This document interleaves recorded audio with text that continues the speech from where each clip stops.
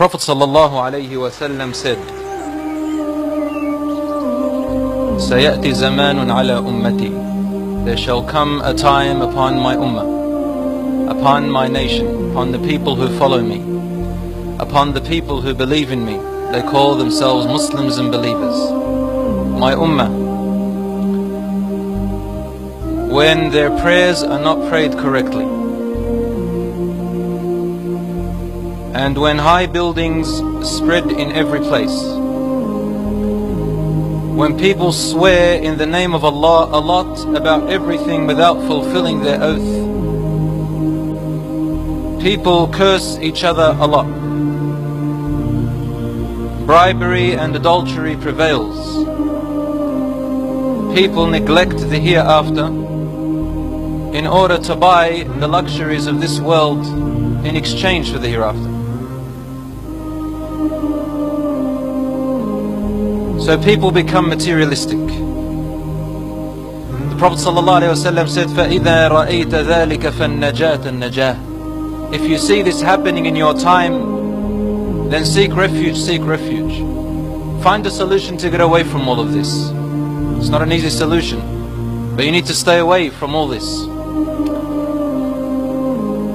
In one other hadith, a man said, Ya Rasulullah, what is seeking refuge? How do I seek protection? What do you mean by that? And Rasul ﷺ gave an expression like this. He said, by adhering to your house and keeping your mouth shut and hold your tongue and hand from doing unlawful until death comes to you. There's going to come a time even worse than this one, brothers and sisters, where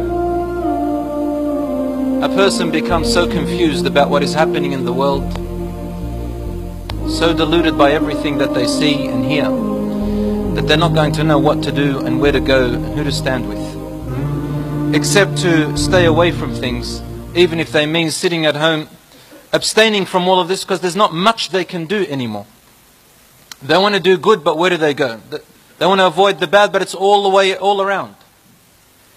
I heard a lot of young people say to me now, why does Islam say everything is haram, haram, haram? This is not true. Islam does not say everything is haram. But when there's so much haram around us and corruption, Islam looks like it's forbidden everything. But because we live in a time where the Prophet ﷺ told us that sins will be taken lightly and that modesty will be very invaluable, which leads us to that human life becomes invaluable. Human life becomes invaluable.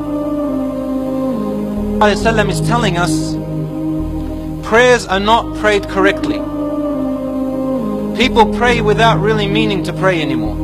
Their 5 daily salat are done in a hurry, in a rush, with neglect. No importance is taken to them. If money comes in the way, the prayer is lost. The prayer is delayed.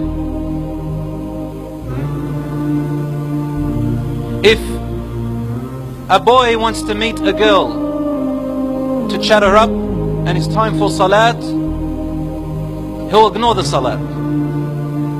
If there is something of worldly benefit to them, the salat becomes the last thing on their mind. One brother said to me once, brother, I don't pray Jumu'ah because I work. I said, have you tried to seek time off? He said, no, because Islam says to me that I have to look after my family. The response to that is obvious. If it wasn't for Allah providing you with this family, you wouldn't have a family aslan in the beginning. When you turn away from Allah and become ungrateful to Him and rely on other than Allah subhanahu wa ta'ala, Allah describes this type of family like the family of the spider in the Quran.